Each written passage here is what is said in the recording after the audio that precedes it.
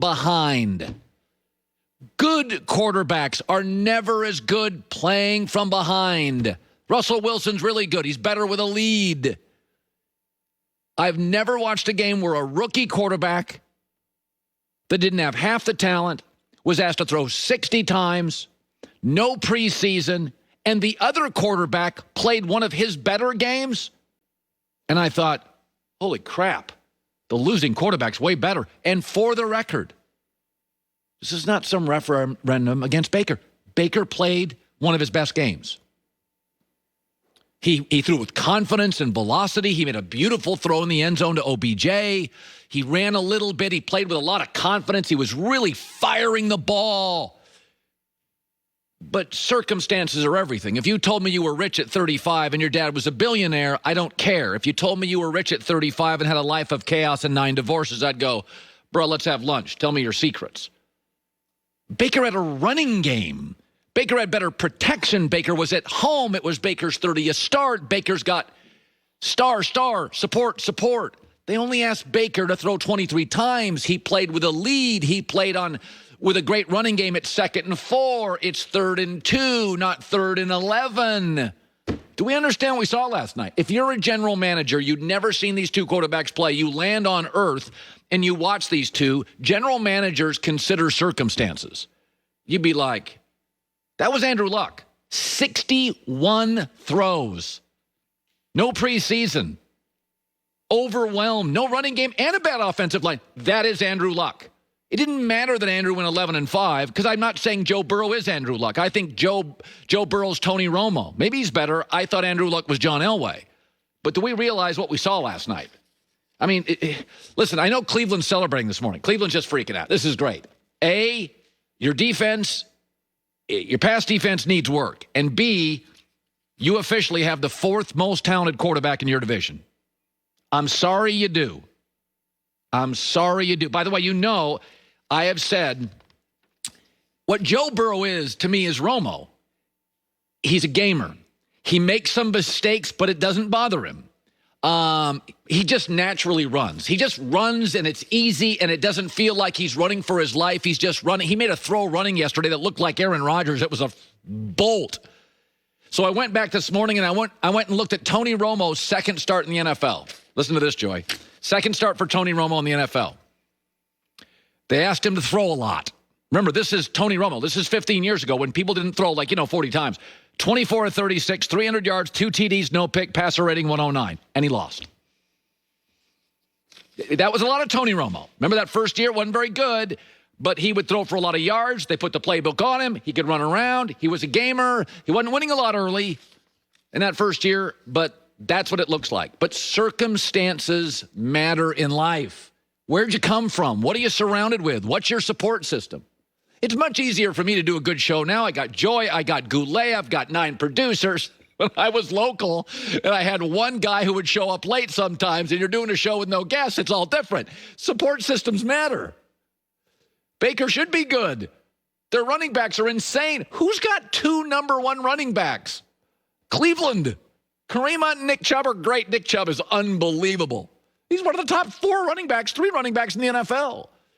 I was blown away. Listen, it's. I know Cleveland thinks that, hey, we won. Congrats. I'm looking at that thinking, you got a Trubisky here. You're not really sure if he's the guy.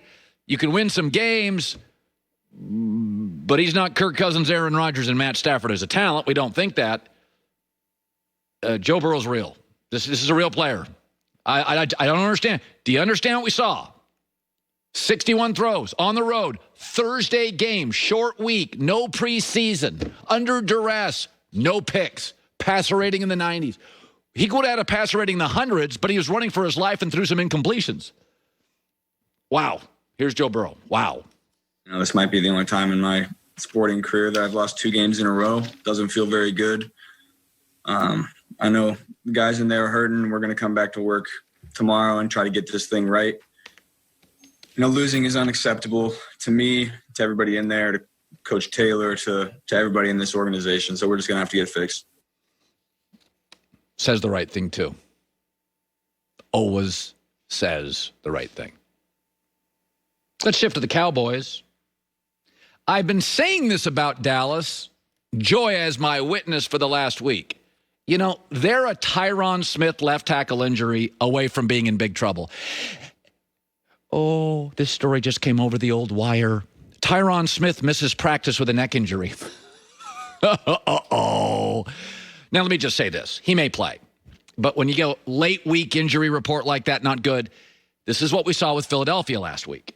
This is what we saw with the Rams last year. When you pay 6 or 7 guys big boy money, you can't afford depth. If Tyron Smith can't play, the Cowboys start 2 undrafted tackles. And what's really happening now is this. Dak is living the real. That's pretty good. Dak is living the real. When Dak entered the NFL, I mean, come on, folks. They gave him the keys to a Mercedes. Dallas's offensive line was not only healthy, it was the best in the league by far. Zeke was unbelievable and dynamic. Jason Witten was the NFL's first or second best security blanket at tight end. He had a dynamic guy, kind of dynamic, Dez on the outside. Jason Garrett was a former NFL quarterback to mentor him along, and there were no expectations. He was a 4th-round quarterback. Now Dak is living the real. The offensive line's old and falling apart. He may not have his left tackle, the center's gone, and the right tackle could be an undrafted guy too. Oh, wait, he is. And now Zeke's not quite as dynamic, and tight end, you don't have one. He's out for the season. And your best linebacker, second best linebacker, he's out in the secondary. He's not very good. This is the real NFL. Dak walked in. It's like when Magic Johnson came into the league, he had Kareem. Now Magic's great. That's not the way it works. When Michael Jordan came into the league, he had Orlando Woolridge who wouldn't pass him the ball. That is what Michael Jordan. When LeBron came into the league, he had nothing. He didn't even have Orlando Woolridge. That's how it works when you're drafted in the NFL as a quarterback. It looks like Joe Burrow. All right, kid, throw 50 times. I don't have a good offensive line. That's a you problem. There's no running game. Yeah, short week road, no preseason. Dak is now, this is the real. This is the way the league works. Offensive line's got some talent, but a bunch of guys are out. Your running back's good, but not as dynamic. Oh, crap. Tight end out for the year. Got a good receiving core, but the coach now is kind of conservative. And, oh, by the way, there's expectations now. Dak, you have got to be great. But my offensive line, my running back, my tight, excuse me, not interested. You're making $30 million a year. Go be great. No excuses. No excuses. Go be great. You've been in the league now plenty of time. Go be great. I like Dallas this weekend. And I think when Dak plays at home, I like him. But this is the real NFL. Not everything is, keys to the Mercedes. You get a Kia, and it's